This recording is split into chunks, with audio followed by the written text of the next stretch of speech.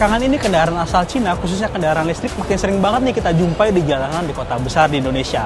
Kondisi ini berbeda dari puluhan tahun silam, di mana kendaraan asal Cina hanya dipandang sebelah mata, bahkan tidak laku di konsumen Indonesia sekalipun. Lantas, faktor apa saja sih yang membuat kendaraan asal negeri tirai bambu ini laku di Indonesia? Apa benar hanya karena faktor harga murah?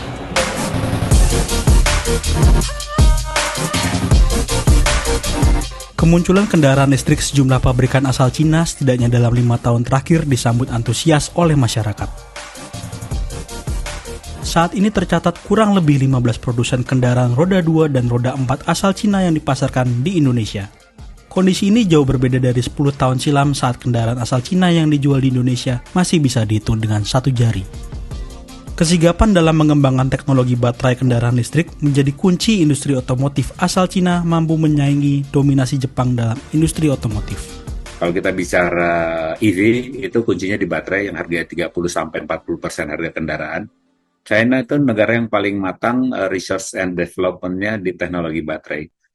Dan kalau kita total, jumlah paten China untuk ekosistem baterai dan kendaraan listrik itu lebih besar daripada jumlah seluruh negara lain di dunia digabungkan, Mas.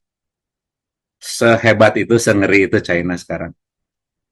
Dan begitu ada revolusi yang dibuat oleh Elon Musk, ya, meng-hype seluruh dunia dengan Teslanya, dan dukungan dari negara-negara G7, akhirnya ya kendaraan listrik ini jadi satu primadona baru.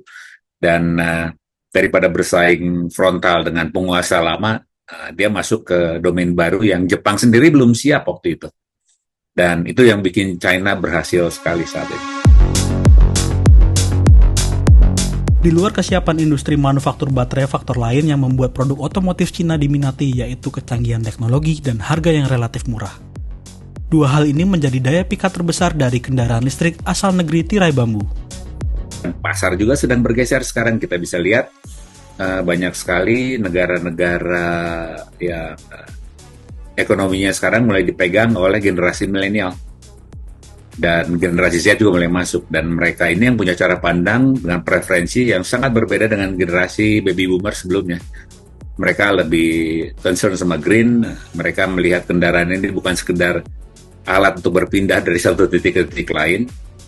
Mereka nggak ngelihat lagi ini sekedar sebuah brand gitu, tapi dia mulai bicara value for money, dan dia mulai ngelihat kendaraan ini sebagai sebuah entitas perluasan diri dia yang harus terkoneksi dengan gadget mereka. Dan China masuk di situ. Dan yang paling menarik tentunya kalau dilihat generasi muda ini, daya belinya belum sekuat generasi orang tuanya kan. Dan China juga unggul di situ ya. Dia unggul dengan harga yang kompetitif, kemudian desain yang bisa dibilang sangat advance ya. Yang awalnya itu hanya bisa didapat di kendaraan-kendaraan sport Eropa. Dan fitur teknologinya juga sangat maju. Dan satu lagi yang keren ya sebetulnya, di samping desain dan teknologi yang maju ini, dia berani memberikan garansi yang lebih panjang bahkan dari kebanyakan mobil Eropa dan Jepang.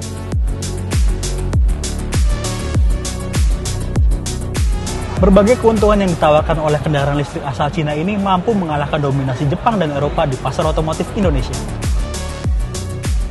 Salah satu produsen kendaraan listrik asal Cina yang mulai mendominasi pasar otomotif Indonesia ialah BYD. Padahal, raksasa kendaraan listrik asal negeri tirai bambu tersebut baru masuk ke Indonesia pada awal 2024. Indonesia has enormous potential to lead the Asia-Pacific EV market.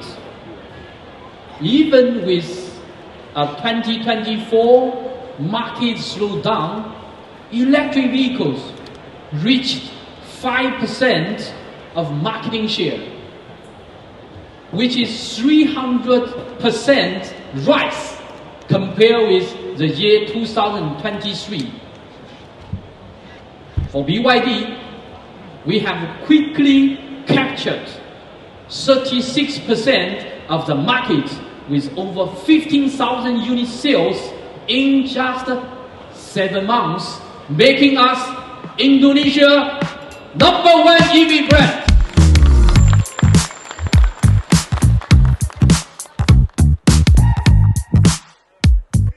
Tren penjualan mobil asal Cina di Indonesia ini pun meningkat setiap tahunnya.